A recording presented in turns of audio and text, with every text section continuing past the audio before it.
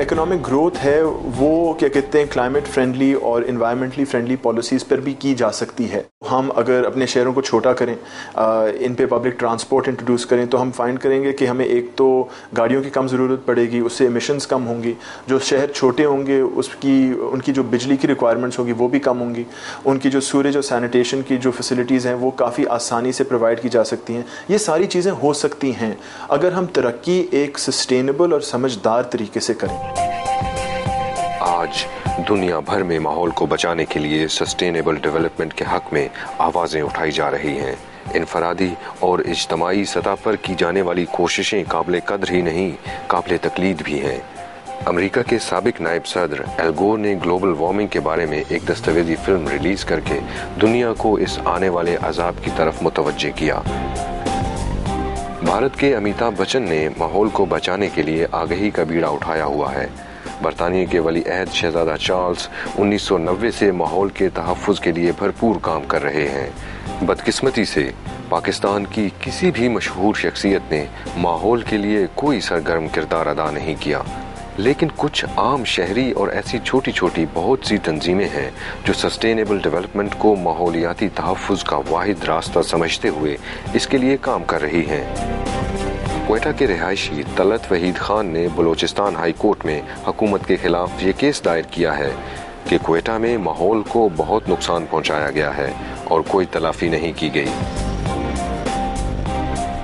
کراچی میں شہری نامی تنظیم سمندری کچھوؤں کے بچاؤ اور ان کی تعداد بڑھانے کے لیے اقوام متحدہ کے ترقیاتی ادارے کے ساتھ مل کر کام کر رہی ہے. لاہور بچاؤ نامی تحریک اس شہر میں موجود نہر کے ساتھ لگے ہزاروں درختوں کو ترقیاتی منصوبوں کی بھیٹ چڑھانے سے روکنے کے لیے کام کر رہی ہے.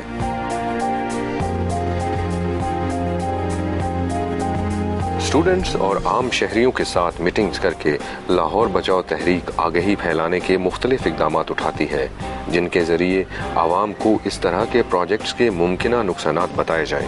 اس شہر میں جی کوئی 80 لاکھ لوگ ہیں اور تقریباً 18 لاکھ گاڑیاں ہیں. خود ہی حساب لگا لیں, کوئی 15-20% سے زیادہ لوگ جو ہیں ان کے پاس گاڑیاں نہیں ہیں. زیادہ تر لوگ سائیکلوں پہ, بسوں پہ چلتے ہیں. اگر ہم یہ پیسے, یہ 70 کروڑ روپے اس سڑک کی چوڑائی میں لگا دیں ایک ایلیٹ طبقے کے لیے, صرف گاڑی چلانے والوں کے لیے, تو میں سمجھتا ہوں ہم ایک بہت بڑی غلطی کر رہے ہیں. ہم اس شہر کو اگر آگے بڑھانا چاہتے ہیں ترقی کی طرف اور انوائرمنٹلی فرینڈلی کرنا چاہتے ہیں تو ہمیں پبلک ٹرانسپورٹ اور پبلک کی طرف دیکھنا ہوگا. اس طرح اگر ہم صرف ایک ایلیٹ طبقے کے لوگوں کی طرف انویسٹمنٹ کریں تو میں سمجھتا ہوں ہم اپنے شہر کو تباہ کر رہے ہیں.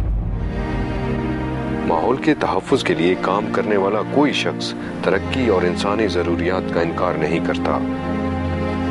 اچھا, ہم سے کئی دفعہ لوگ سوال پوچھتے ہیں کہ جی آپ ماحول کو بچاتے ہیں لیکن ملک کو ڈیولپمنٹ کی ضرورت ہے, فارن ایکسچینج کی ضرورت ہے, ابھی تو پاکستان نے دولت بنانی ہے, اگر لوگوں کو گھر چاہیے, سڑکیں چاہیے, ہسپتال چاہیے, ہم تو خود کہتے ہیں کہ ان سب چیز کی بہت ضرورت ہے. لیکن ڈیولپمنٹ کا ایک عقل مند طریقہ ہے اور ایک طریقہ ایسا ہے جس میں نہ پبلک کو فائدہ ہوتا ہے اور ماحول کو بھی بہت نقصان ہوتا ہے.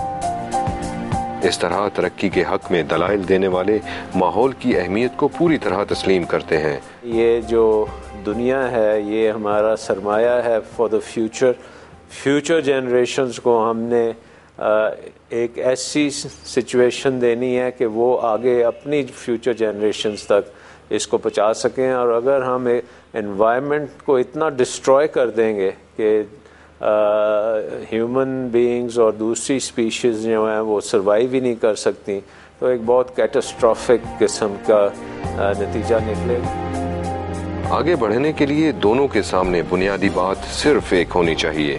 ہم ترقی اور سہولیات چاہتے ہیں لیکن انسانی زندگی کی قیمت پر نہیں, کیونکہ ماحول زندگی ہے.